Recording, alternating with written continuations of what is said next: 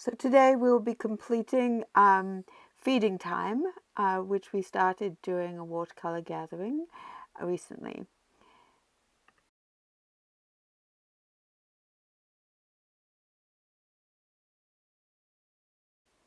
So here's the image that we were using as reference, and we had painted the background and the trees and some of the other details, but we needed to finish the fence in the midground. And I'm using a mixture of raw umber and burnt sienna, and just trying to add some detail with a little sepia underneath for shadow or where the fence might be wet. Also lifting a little bit of it with a wet brush just to add some detail to the fence posts.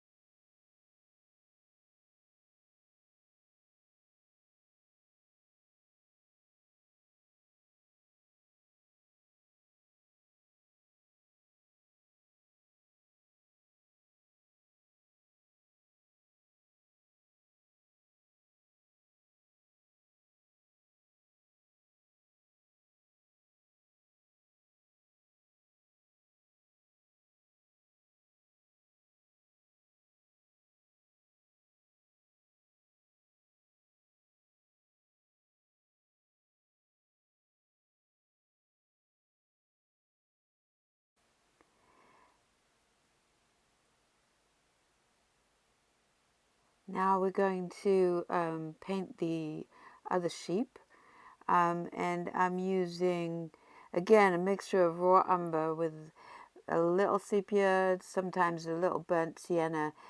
So I'm putting the paint down and then washing my brush and letting it blend on the paper and wash out, so you get some differentiation between the dirty coat of the sheep or the wool, and some giving it some definition. On the edge you'll see that it's a little darker, and now you see I went in with the wet brush and just dragging the paint around to give some more detail to that coat.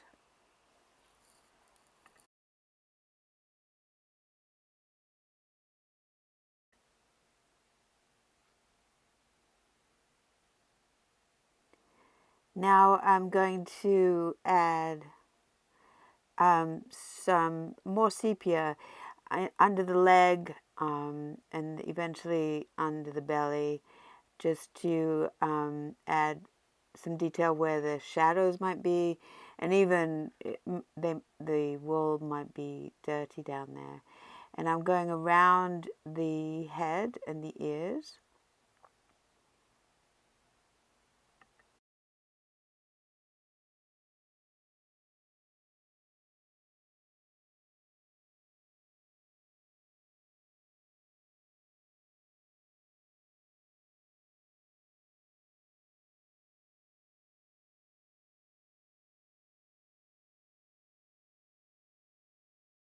Now I'm going to add some more sepia and burnt sienna just to add some richer color underneath that belly. I went in paper is still damp, so it's diffusing nicely. And then I will get rid of some of those darker lines with a clean wet brush. And there's some more sepia just to add some more definition to that coat of that sheep. Now we're going to start working on the feeding trough, I think maybe it's called. I'm using my flat brush with a mixture of sepia, watery mixture of sepia and Payne's Grey, just to lay in somewhat of a flat color. And then I'll go in with a wet brush and just lift some of it just to start to define the wood of the side. While that's drying, we're going to move to the trees, and I'm turning the paper upside down because it's easier for me to paint those trees that way. And I'm going straight over the fence with a dark mixture of Payne's Grey and sepia, and then dragging it over to help define the roundness of that tree. And then going right down to the edge, the top of the tree.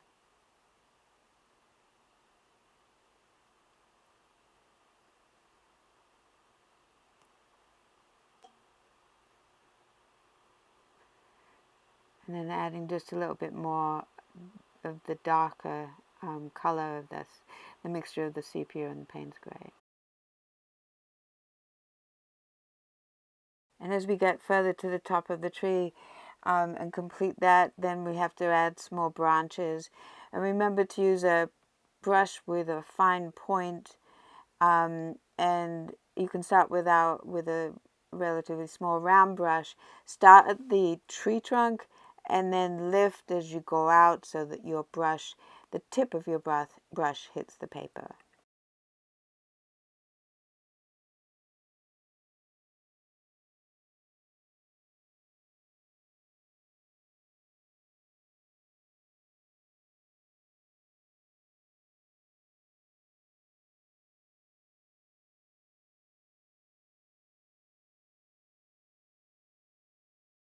So while the trees are drying, we'll go back to the feeding trough and the same mixture of Payne's Grey and sepia, watery, although it's a little darker this side. And I'm applying it just the same way as I did on the other side. And then I'm going to wash my brush and go in and lift some of it just to start defining some of that wood on the side of the trough. Now that the sides are dry, I'm going to go back into the roof or the top of the feeding trough and do exactly the same thing as I did on the sides. Payne's Grey, sepia, watery mix with my flat brush.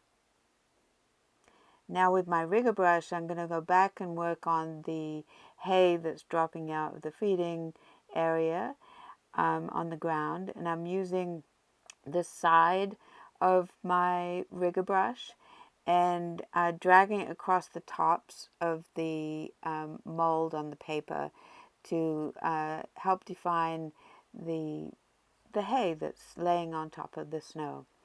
And I'm changing color from sepia, not sepia, raw umber and burnt sienna, and then gradually moving to some sepia to add the darker areas.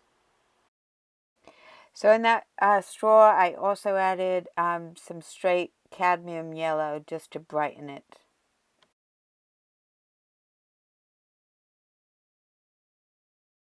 Now that we've got some texture in the hay, we're going to put some shadow, and this is Payne's Grey.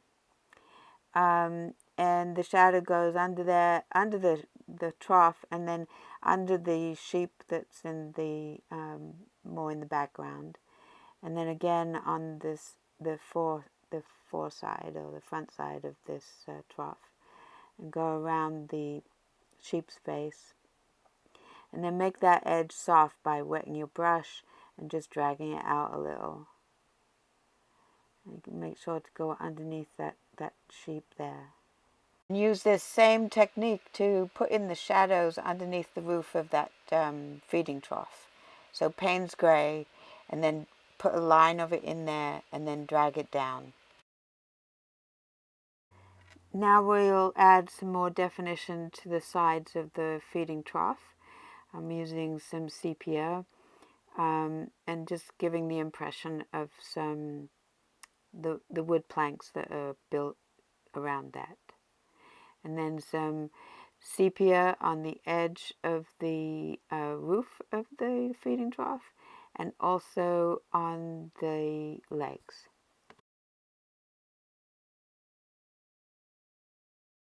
Now we're going to add some shadow under the trees, and this is with a little Payne's Gray and ultramarine blue, the same as we used for the snow in the foreground.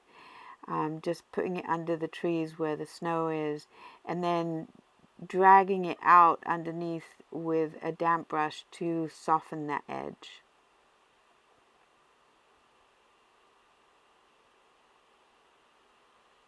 And then adding some grass at the base of the trees with burnt sienna first, and then some sepia to add some depth to them. And also add some shadows underneath your fence posts with the ultramarine blue and Payne's Gray.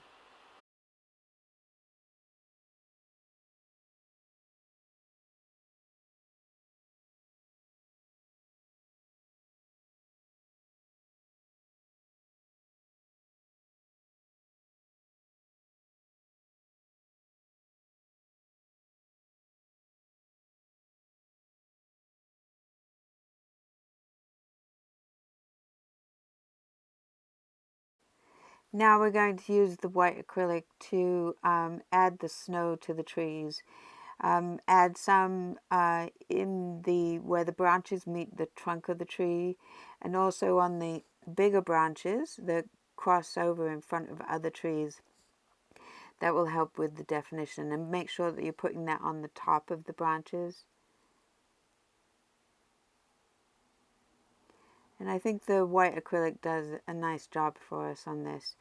The other, once you've done that, then you can move to the fence and add some white acrylic to the top of the fence posts, and then a little bit, tiny little bit, on the top of the top rail.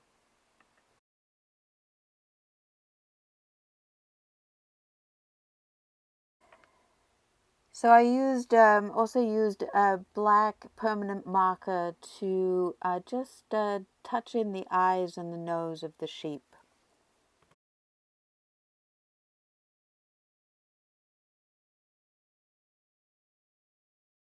So thank you for joining me today. I hope this helped complete this painting. If you have any questions, email me at jane@janemayjones.com. And don't forget to like or subscribe to my channel. Thanks so much and have a great day.